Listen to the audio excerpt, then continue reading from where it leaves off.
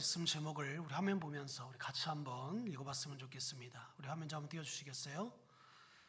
말씀 제목, 우리 같이 한번 읽어보겠습니다. 시작. 신앙생활의 넘어짐, 오해, 이해, 지혜. 맞습니다. 함께 읽으셔서 감사합니다. 우리가 신앙생활을 함에 있어서 항상 우리의 삶의 걸림돌이 되는 넘어짐, 그것을 우리는 고난이라고도 표현하고, 때로는 우리는 이것을 우리 삶 속에 신앙생활 가운데 반드시 있는, 어떤 분은 이것을 대적이라고도 표현하는 그런 분들도 있더라고요. 오늘 이 신앙생활의 넘어짐에 대해서 우리가 이 넘어짐에 대한 오해와 또 이것을 어떻게 우리가 이해하고 이것을 지혜롭게 우리가 대처나갈 것인지를 한번 같이 살펴봤으면 좋겠습니다. 어떤 사람이 다이어트를 결심합니다. 이번에는 반드시 다이어트에 성공하겠다. 그래서 주변 사람들에게 알리며 도움을 요청했다고 해요. 그런데 바로 다음 날 그 사람은 출근하면서 도너츠 박스를 가지고 회사에 같이 출근했습니다. 직장 동료들이 이렇게 물어보는 거예요. 아니, 다이어트를 한다고 하면서 지금 이게 뭐냐? 그에게 이렇게 물었다고 합니다. 그러자 그 사람은 이 도너츠는 피할 수 없는 선택이었다며 출근길에 있었던 이야기를 그 직원들에게 이렇게 말했다고 해요. 자동차를 몰고 도너츠 가게 옆을 지나가는데 도너츠 가게에서 이 도너츠를 굽는 그 향, 그 냄새가 솔솔 이렇게 흘러왔다고 해요. 그래서 자기가 결심한 것과 더불어 여러 사람에게 내뱉은 말이 있다 보니 양심에 찔려서 망설였는데 그 순간 절묘하게 이 자동차 대기 신호가 바뀌었다고 해요. 그래서 무언가 홀리듯 도너츠 가게 주차장에 진입했다고 합니다. 그리고 마음속으로 이 사람은 이렇게 말했다고 해요. 그래, 이왕 이렇게 된 거 주차장에 자리가 있으면 도너츠를 구매하고 주차장에 자리가 없으면 그냥 나오자, 이렇게 생각했다고 합니다. 여러분, 어떻게 되었을까요? 그렇게 그 사람은 주차장을 8번이나 돌았다고 합니다. 비록 이 이야기는 우리가 웃고 넘길 수 있는 사소한 이야기지만 우리도 비슷한 경험을 할 때가 얼마나 많은지 몰라요. 우리는 다양한 유혹, 넘어짐에 노출되어 있고 때로는 그 유혹에 넘어지기도 합니다. 그리고 그 결과를 어쩔 수 없는 선택으로 합리화하거나 우리는 정당화하는 데 급하다는 거예요. 성도님들은 어떠신가요? 이런 경험 없으신가요? 유혹, 넘어짐이 찾아왔을 때 여러분들은 그 유혹을 어떻게 대처하고 있느냐 이 말이에요. 저는 오늘 본문 말씀을 통해서 우리를 죄로 이끄는 이 유혹에 대해서 살펴보고 우리가 이 유혹에서 어떻게 승리할 수 있는지 함께 차근차근 살펴보려고 합니다. 시험 또는 다른 말로 유혹, 넘어짐은 우리가 더욱 예수님을 닮아가도록 만드는 하나님의 도구라는 사실 여러분들 아셔야 됩니다.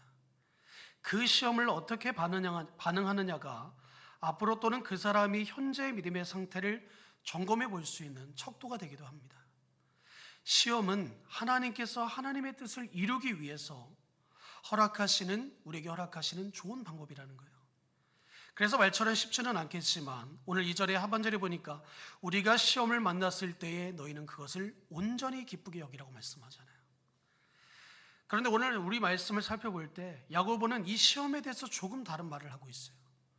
야고보서 1장 전반부는 1절에서 12절 말씀까지는 야고보가 외적인 환경이나 어려움, 다시 말해 시련이라는 시험에 대해서 언급했다면 오늘 우리가 이어지는 본문 13절에서 18절까지는 우리의 내적인 시험에 대해서 유혹이라는 측면을 다루고 있다는 거예요. 시련이라는 시험이 하나님의 주권 안에 허락된 것을 생각한다면 사람이 흔히 생각하기를 사람이 받는 죄의 유혹도 하나님으로부터 온 것이 아니냐, 이렇게 오해할 수 있지 않겠습니까? 야고보는 이러한 오해를 바로잡기 위해 유혹, 넘어짐이라는 시험에 대해서 명확하게 그들에게 지금 설명해 주고 있는 거예요. 유혹이라는 시험도 시련이라는 시험과 같이 누구나 할 것 없이 모든 사람이 다 겪게 되어 있다는 겁니다. 사람은 누구나 유혹이라는 시험을 경험하며 살아간다는 거예요. 그 누구도 예외가 없다는 겁니다. 우리가 구원받았다고 해서 유혹이 저절로 우리 가운데서 면제되는 것이 아니라는 거예요. 도리어 구원받은 자로서 더 이러한 유혹에 몸부림치며 괴로워하며 갈등하는 것이 저와 여러분들의 인생이라는 사실을 믿으시기 바랍니다. 그리고 우리의 인생길 곳곳에서 만나게 되는 수많은 유혹의 함정들을 미리 알고 벗어나기란 결코 쉽지 않아요. 우리는 오늘 하루를 살아도 내일 하루를 살아도 우리 주변에는 우리를 공격하고 우리를 넘어뜨리고자 하는 이 유혹들이 도사리고 있다는 거예요. 그리고 설령 유혹에서 한번 벗어났다고 해서 그 유혹에 대해 우리가 완전한 면역력을 갖는 것도 아닙니다. 유혹은 끊임없이 우리를 붙잡고 물고 늘어질 것이에요. 인생을 길게 살았든 짧게 살았든 여러분 전혀 관계가 없음을 믿으시기 바랍니다. 유혹을 이겨본 경험이 많든지 적든지 그것도 사실은 중요하지 않아요. 남자든 여자든 어떤 일을 하든 관계없이 누구나 유혹, 넘어짐을 경험하며 살아갈 수밖에 없다라는 거예요. 심지어 예수님도 인간이 겪게 되는 시험, 유혹을 받으셨잖아요. 그런데 예수님은 우리와 다르게 그 시험을 완벽하게 이기신, 승리로 이끌어가신 분이라는 거예요. 그래서 예수님을 따르는 우리도 유혹을 이기는 인생이 되기를 바라시고 승리를 위해 우리가 수고하는 것이라고 성경은 우리에게 말씀하고 있습니다. 누구도 예외 없이 우리 모두는 이 유혹이라는 시험에 대해서 반드시 대비하고 있어야 되는 거예요. 아, 우리는 연약하니까 그냥 넘어지는구나. 아, 우리는 연약하니까, 부족하니까, 나약하니까 넘어지구나. 여러분, 물론 이것도 틀린 말은 아니에요.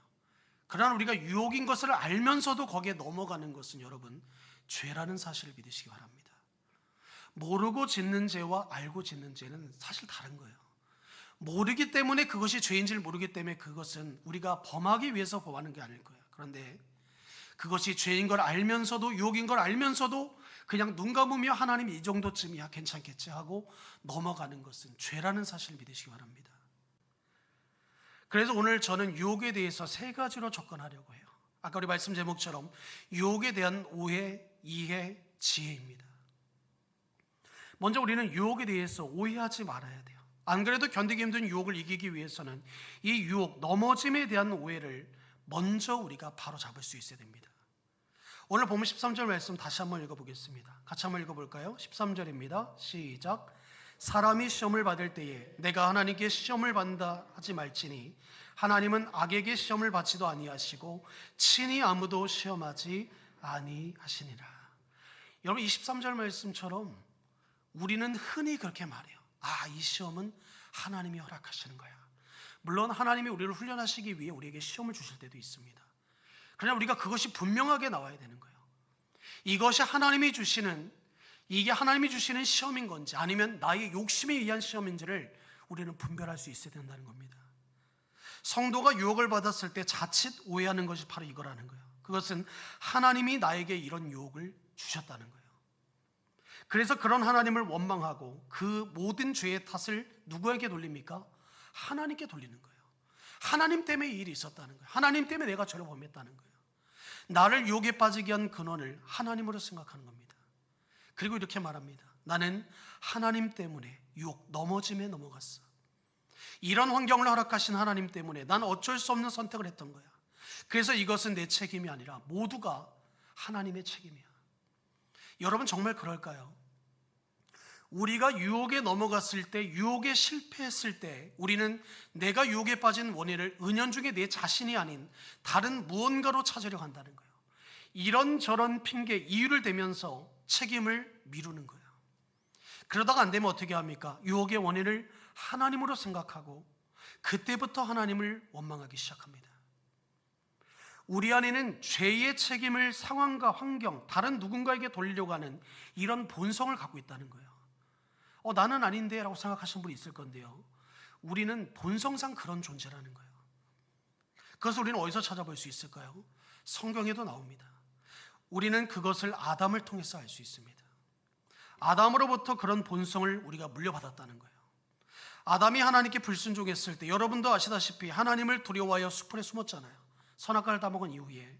그리고 하나님께서 금가신 선악과를 왜 먹었느냐고 물으시니까 아담이 하나님 앞에 뭐라고 변명합니까? 창세기 3장 12절에 보니까 이렇게 말해요.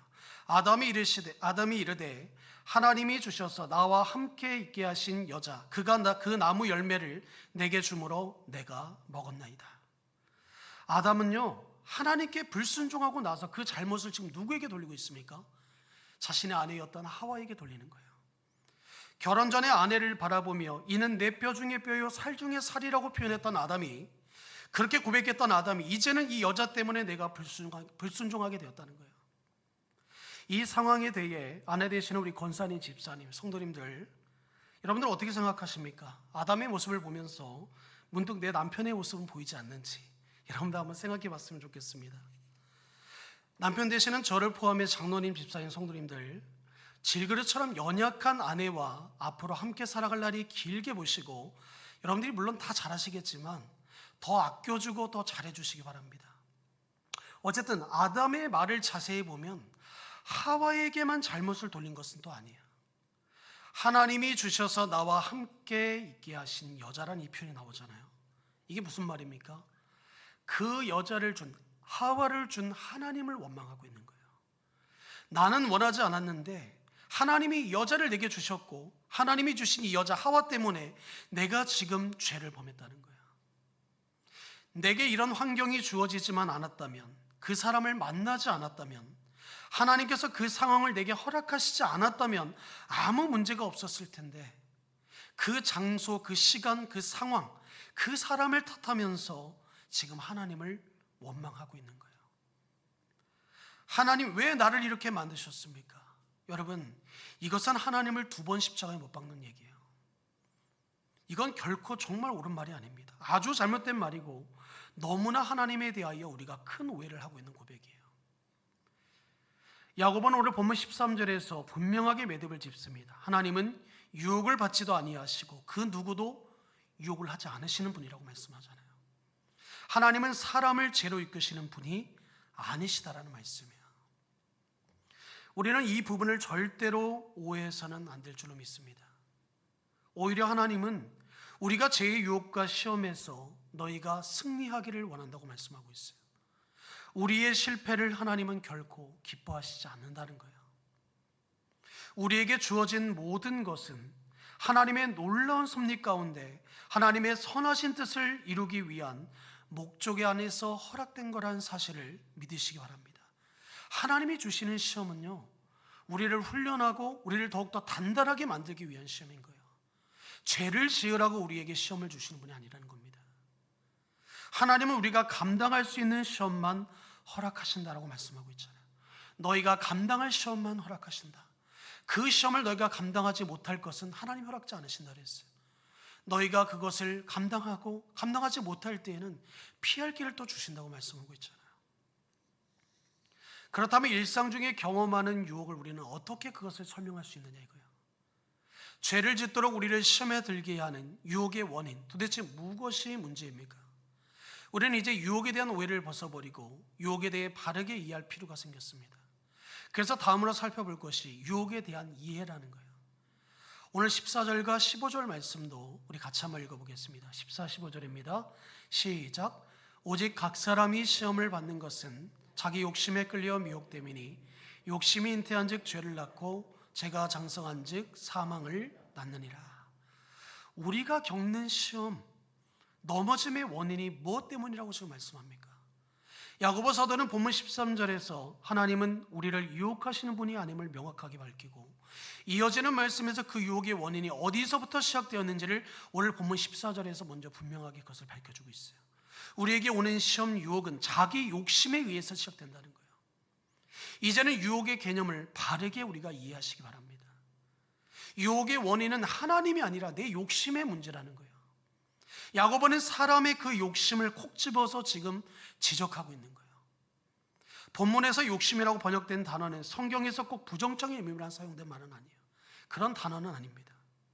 긍정적인 의미로도 사용되는데, 예를 들면 사람이라면 누구나 가지고 있는 기본적인 욕구, 소원을 뜻하기 때문에 그렇습니다. 사람이 하나님 앞에 소원을 가지고 기도할 때가 있잖아요. 그 원어적 의미도 같은 의미를 갖고 있어요. 그런데 문제는 이 욕심에 이끌려 미혹되는 단계까지 간다는 게 문제라는 거예요. 욕심이 과다는 겁니다. 하나님이 주시는 대로 만족함이 없고 그보다 더 많은 것을 누림에도 만족을 누리지 못함으로 더 많은 욕심을 부리기 때문이라는 거예요. 이 욕심에 이끌려 미혹되는 그 단계까지 가는 것, 우리가 이것을 경계해야 된다는 겁니다. 여러분 혹시 낚시 한번 해보셨나요? 물고기가 좋아하는 미끼를 달아 물속에 던지고 기다립니다. 처음에는 물고기가 경계를 하겠지만 가까이 가서 냄새를 맡아보니 어때요? 너무 맛있는 냄새가 나는 거예요. 그래서 호기심에 툭 한번 건드려 봅니다. 그런데 아무 일도 일어나지 않잖아요. 그러다가 그 냄새가 너무나 향기롭다 못해 참을 수 없어서 덥석 물어버립니다. 그 순간 그 물고기는 낚이게 되는 거잖아요. 우리 마음속에는 이 미끼를 물려고 하는 욕구를 가지고 있다는 거예요. 이 욕구가 고개를 들어 더 이상 통제할 수 없을 만큼 강해지면 호기심이라는 명목하에 수많은 합리화와 그럴듯한 이유를 대며 유혹의 꼬드김에 넘어갈 수밖에 없다는 거예요. 여러분, 이 유혹은요, 누구도 이길 수가 없는 거예요. 목사인 저도 마찬가지입니다. 유혹이 왔었을 때 그것을 뿌리칠 수 있는 유일한 방법은 이제 뒤에 나오겠지만 오직 하나님이 우리와 함께 하시고 도우시는 것밖에 방법이 없어요. 지금 이 상황에서 이 선택은 너무나 당연한 거다, 이렇게 여기며 다른 사람들을 봐봐, 다 그렇게 하는데 뭐 이번 한 번뿐이야, 아무 일도 없을 거야, 보는 사람도 없는데 어때, 괜찮아, 그냥 한번 해보자. 유혹은 우리의 마음에 이런 마음을 심어준다는 거예요. 이런 수많은 속삭임들이 우리의 욕심을 부추깁니다. 그리고 욕심은 결국 죄를 낳게 된다고 말씀하고 있어요. 욕심이 커지면 어떻게 됩니까? 죄에 이르게 되고, 죄가 자라면 어떻게 된다고 말씀하죠? 사망을 낳게 된다고 말씀하고 있어요. 욕심에 이끌려 죄를 범하는 것이 지속적으로 나타나고 그것이 특징으로 남게 된다면 필연적으로 그 사람은 영원한 심판을 면할 수 없게 된다는 사실을, 이 두려운 말씀 우리는 기억해야 됩니다. 나중에야 자신의 믿음이 거짓이었다는 것을 알고 후회하게 될 거예요. 여러분, 믿음은 어떻습니까? 여러분들의 믿음은 어떻냐 이 말이에요. 하나님이 기뻐하시는 믿음입니까? 그냥 아무렇지도 않게 내 욕심대로 행동하고 습관적인 죄를 짓고 있다면 반드시 스스로 돌이켜 우리를 한번 살펴볼 필요가 있다는 거예요. 그리고 그 욕심의 결과를 여러분들 반드시 볼 수 있어야 됩니다. 죄의 결과를 보시기 바랍니다. 그 결과는 너무나 분명해요. 영원한 죽음이요 사망이라고 말씀하고 있어요. 유혹이 순간적인 만족이나 달콤한 쾌락을 우리를 부추기고 손짓하지만 그 유혹에 넘어감으로 인해 치러야 할 대가는 너무나 끔찍합니다. 생각하고 싶지도 않은 거예요. 지금은 달콤할 수 있고 나에게 뭔가 이익인 것 같고 뭔가 내가 손해보는 것 같지 않잖아요. 그런데 그 죄가 장성한 죄, 결국 사망을 낳는다는 거 말씀하고 있어요. 가치 있는 소중한 것을 무가치하고 형편없는 것으로 바꾸는 것, 그게 바로 죄라는 거예요. 죄는 그 순간 그것만 얻게 되면 모든 것이 괜찮아질 거라고, 만족함을 얻을 수 있을 거라고 안달나도록 우리를 유혹하지만 결국 그것을 가졌을 때 남는 것은 뒤늦은 후회뿐이라는 거예요. 세상은 갈수록 죄를 죄로 말하고 있지 않습니다. 죄를 나름의 논리로 꾸미고 죄를 용납하고 당연한 것처럼 여기고 그것을 가꾸고 포장한다는 거예요. 하지만 여러분, 죄는 죄일 뿐이라는 사실을 믿으시기 바랍니다. 세상에서 죄에 대해 어떻게 말하든지, 죄를 어떻게 미화시키고 다른 말로 어떻게 표현하든지 관계없이 우리는 죄를 단호하게 죄라고 말하며 이 죄를 멀리 해야 된다는 사실입니다. 세상에서 죄를 아무리 아름답게 포장한다고 해도 하나님 편에서는 그저 너무도 더럽고 추악한 죄일 뿐인 거예요. 여러분, 썩어서 지독한 냄새가 나고 보기만 해도 역겨워 구토가 나오는 더러운 쓰레기를 정말 예쁘게 정성을 다해 포장해서 누군가가 그것을 여러분들에게 선물로 준다고 한다면 여러분 받으실 의향이 있습니까? 정말 멋진 명품 포장지로 담으면요, 그래도 우리는 싫잖아요. 좋은 향수를 뿌리면 되지 않을까요? 아무리 겉으로 아름답게 꾸민다고 해도 내용물은 달라지지 않는다는 거예요. 죄는 그저 죄일 뿐이라는 사실을 믿으시기 바랍니다. 뭐 선의의 죄다, 우리 그런 표현 많이 하잖아요. 여러분, 그런 건 없는 거예요. 죄는 죄일 뿐인 거예요. 그러니 유혹을, 죄를 쉽게 받아들이거나 우리가 쉽게 생각해서는 안 될 줄로 믿습니다. 저와 여러분이 쉽게 생각하고 쉽게 말하고 쉽게 행동했던 그 죄 때문에 우리 주님께서 비참하게 십자가에 못 박히셨다는 사실을 잊지 마시기 바랍니다. 그 죄 때문에 우리 주님께서 십자가에 달리셔야만 했다는 거예요. 만약 여러분이 이 유혹, 넘어짐에 죄를 경계하지 않는다면 내 욕심이 미끼를 보고 미혹되어 그 미끼를 덥석 물게 될 것이고, 그렇게 되면 그 죄에 너나 할 것 없이 다 낚이게 되어 있다는 거예요. 꼬드김에 넘어갈 수밖에 없다는 겁니다. 이제 마지막으로 우리가 살펴야 할 유혹은 이기기 위한, 이 유혹을 이기기 위한 지혜라는 거예요. 오늘 17절과 18절에 보니까 이렇게 말씀합니다. 온갖 좋은 은사와 온전한 선물이 다 위로부터 빛들의 아버지께로부터 내려오나니 그는 변함도 없으시고 회전하는 그림자도 없으시니라. 그가 그 피조물 중에 우리로 한 첫 열매가 되게 하시려고 자기의 뜻을 따라 진리의 말씀으로 우리를 낳으셨느니라. 우리의 본 위치, 원형이 어떤 것인지를 말씀하고 있는 거예요. 너희는 죄를 위해 태어난 자들이 아니라는 말씀이잖아요. 우리가 유혹에서 승리하는 지혜는 여러분 엄청 어려운 것 같지만 아주 단순하게 간략하게 말씀하고 있어요. 그냥 하나님께만 집중하라는 거예요. 하나님이 어떤 분이신지, 그 하나님께서 무엇을 하셨는지 너희는 그것을 기억하고 되새기고 그 안에 우리의 확신, 믿음을 두라고 말씀하고 있는 거예요. 먼저 야고보 사도는 하나님이 어떤 분이라고 소개하고 있습니까? 하나님을 만물의 창조주 하나님으로 말씀하고 있어요. 빛의 아버지라는 표현이 바로 하나님은 우리의 우주 만물에 창조하신 분이다 라는 의미를 갖고 있는 거예요. 하나님이 창조하신 모든 피조물은 변하지만 창조주 하나님은 결코 변함이 없으신 완전한 분이라는 것을 말씀하고 있는 거예요. 그런 하나님이시기에 우리에게 온갖 좋은 은사와 온전한 선물, 여기서 말하는 선물은 하나님의 말씀을 주신다는 말이에요. 원어적인 의미는 그 말씀을 주실 수 있다는 거예요. 1.1의 오류가 없는 그 말씀, 정확한 그 말씀. 그리고 그 하나님께서 무엇을 하셨다고 말합니까? 피조물 중에 첫 열매, 우리를 거룩하게 하시려고 내가 너희를 구별하였다고 말씀하고 있어요. 우리를 하나님께 속한 자로 택하셔서 분리하셨다는 겁니다. 여러분, 하나님의 자녀의 존재는 이런 가치를 갖고 있는 거예요. 그리고 진리의 말씀, 우리를 낳으셨다는 표현이 나오잖아요. 이를 위해 말씀이신 주님께서 우리에게 영원한 생명을 주시기 위해 친히 이 땅에 오셨다고 말씀합니다. 그분의 생명이, 그분의 온전한 희생이 우리의 생명이 되었고 우리가 사망에서 생명으로 옮겨졌다는 사실을 여러분 분명히 우리는 그것을 신뢰하고 믿음으로 고백하며 나가야 될 줄 믿습니다. 그러니 죄에 속지도 마시고 하나님을 오해하지도 의심하지도 마시기 바랍니다. 여러분, 우리의 상황이 지금 좋지 않다고 해서요, 저 사람은 너무나 평탄하고 너무나 삶이 행복한데 내 인생은 왜 이렇게 꼬이고 또 꼬였느냐, 여러분 이런 고백하지 마세요. 그것도 하나님이 나를 세우시게 한 단계이고, 저 사람보다 어떻게 보면 나중에 내가 그 자리에 있었을 때 지금은 나에게 고통이고 아픔이었던 그 고난이 그 너머에 있을 하나님의 그 영광과 족이 비교할 수 없다는 말씀처럼 나를 더욱더 단련하신 후에 내가 정말 하나님 앞에 정금같이 나올 수 있는 그런 존재로 세우기 위한, 어린아이의 신앙에 머물러 있는 것이 아니라, 젖먹이 신앙에 머물러 있는 것이 아니라 내 믿음을 더욱더 성장시켜서 정말 하나님의 백성답게 살게 하시기 위한 하나님의 그 사랑이라는 사실을 믿으시기 바랍니다. 결국에 그 모든 해답도 하나님께 있지 않아요. 하나님이 그 문제도 해결하실 거고 그 문제를 피할 길도 하나님이 주실 거라고 말씀하잖아요. 여러분, 그러니까 우리는 하나님께서 우리에게 가장 좋은 것을 주시는 분이라는 사실을 여러분 의심하지도 마시고 오해하지도 마시고 그냥 믿으시기 바랍니다. 때로는 하나님의 자녀로 산다는 것이 마냥 즐겁지만은 않고 버겁고 힘들게만 느껴질 때가 있어요. 저도 그렇습니다.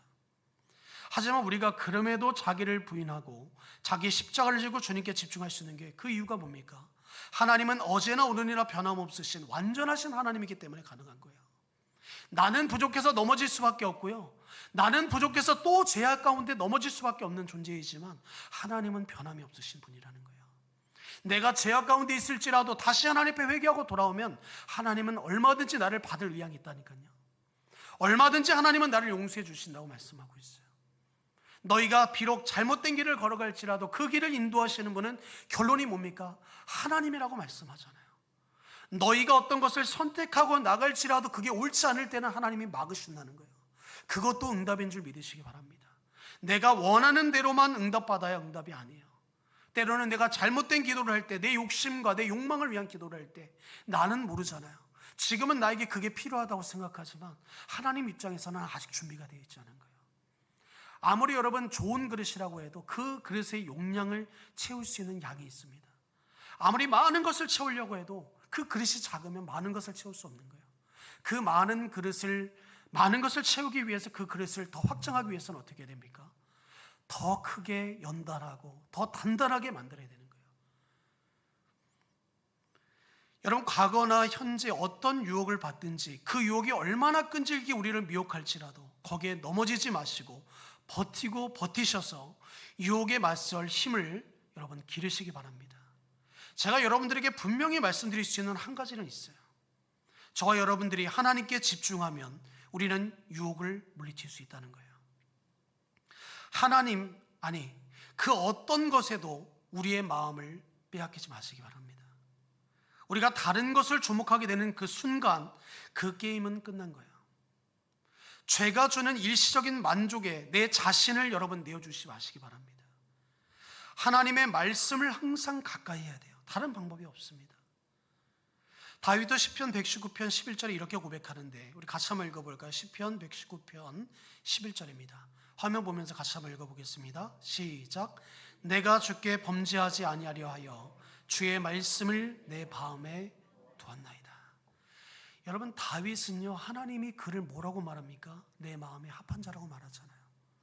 다윗이 비록 하나님 앞에 범죄하였지만 밧세바를 범하고 하나님이 하지 말라고 했던 병기와 자신의 갖고 있는 병사의 수와 계수하며 이런 잘못, 정말 엉뚱한 이런 죄를 범했지만 그럼에도 하나님은 다윗을 사랑한다고 말씀하고 있어요. 그런데 다윗이 오늘 뭐라고 말합니까? 자신의 결론은 오늘 119편에 이렇게 말씀하고 있어요. 내가 주께 범죄하지 아니하려 하여 주의 말씀을 내 마음에 두었나이다. 여러분, 내 힘으로 유혹을 이길 수 있다고 생각하는 거예요. 그거 정말 교만입니다. 내 힘으로 뭔가를 할 수 있을 거라는 그 생각 자체를 버리시기 바라요. 물론 우리가 한 번, 두 번 피할 수 있어요. 우리가 그래도 내가 우리 교회에서 목사고 내가 장로고 내가 집사인데 이런 유혹에 넘어가야겠어? 한두 번쯤은 넘어갈 수 있습니다. 그런데요, 우리는 또 넘어질 수밖에 없는 존재예요. 똑같은 죄에 넘어지지 말아야지. 어제 후회해놓고 오늘 또 죄를 범하는 사람들이 바로 나라는 거예요. 내 자신이라는 겁니다. 하나님이 주신 가장 귀한 선물이 뭐냐면 바로 하나님의 말씀을 읽고 묵상하게 되면 내 인생 가운데 온갖 유혹이 몰아칠지라도 견고하게 설 수 있다고 말씀하고 있어요. 여러분, 어느 날 아침에 일어나 모든 것이 너무 평온하니 오늘만큼은 특별히 내 인생을 망치는 일을 해야겠다, 이렇게 말하는 사람은 없을 거예요. 그 누구도 그런 생각을 가지고 그 하루를 시작하지는 않을 겁니다. 하지만 가슴 아프게도 그러한 결과를 자처하는 사람은 우리 주변에 헤아릴 수 없이 너무나 많아요. 그런 고백을 하는 사람은 없지만 그렇게 사는 사람들이 많다는 거예요. 그게 오늘 말하고 있는 저일 수도 있어요. 여러분들일 수도 있는 겁니다. 우리 주변에 이런 것들이 얼마나 많다라는 것을 여러분들 기억해야 됩니다. 야고보 사도는 사람의 인생에 존재하는 두 가지의 길을 대조하고 있어요. 하나는 성숙에 이르는 길이고 또 다른 하나는 죄에 이르는 길이라고 말씀합니다. 하나는 여러분 시련, 단련을 견뎌내므로 이르게 되는 길이고 다른 하나는 유혹, 넘어짐에 넘어감으로 이르게 되는 길이라는 거예요. 하나는 풍족한, 풍성한 삶으로 오르는 길이고 또 다른 하나는 영원한 사망에 이르는 낭떠러지 길이라는 사실을 여러분 믿으시기 바랍니다. 이제 말씀을 마치려고 합니다. 오늘 제가 이 본문을 선택한 이유가 있어요.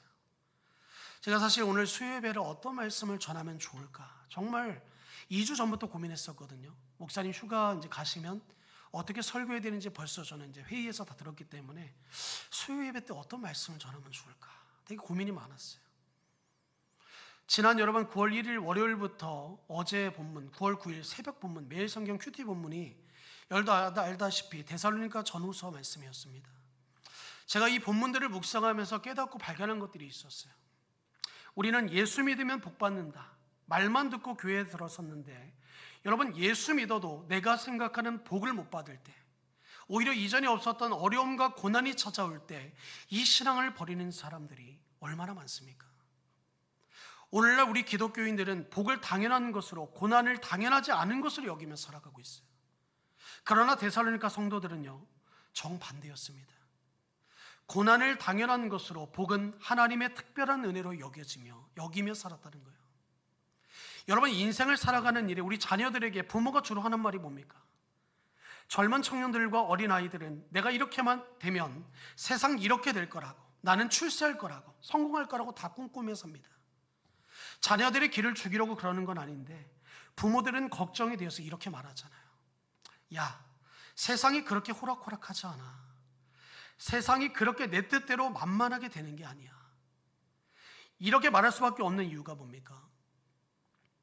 인생을 살아보니까 여러분, 당연한 게 당연하지 않은 것이라고, 노력한다고 또 다 되는 게 아니라는 걸 여러분들이 이미 경험하시지 않았습니까?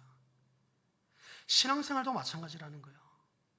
우리가 그냥 하나님 안에 교회만 나온다고 우리의 신앙이 성장하는 게 아니라는 거예요. 우리가 그냥 어떤 직분만 받는다고 해서 우리의 믿음이 자라는 게 아니라는 겁니다. 예수 믿으면 복받고, 예수 믿으면 잘되고, 예수 믿으면 은혜가 넘친다라는 이 말로만 설명하기에는 예수 믿고 살아가는 고난이 너무나 많잖아요. 바울도 그것을 데살로니가 성도들에게 이미 가르쳤고, 그것을 들었던 데살로니가 교회 성도들은 그것을 받아들여 그 삶을 살아가는 겁니다. 데살로니가 성도들은 예수 신앙을 믿고 따르는 일에는 고난이 당연한 것으로 그들이 인식했을 뿐만 아니라 그 고난을 견디는 삶을 끝까지 그들이 버티며 살아갔다는 것을 여러분 믿으시기 바랍니다.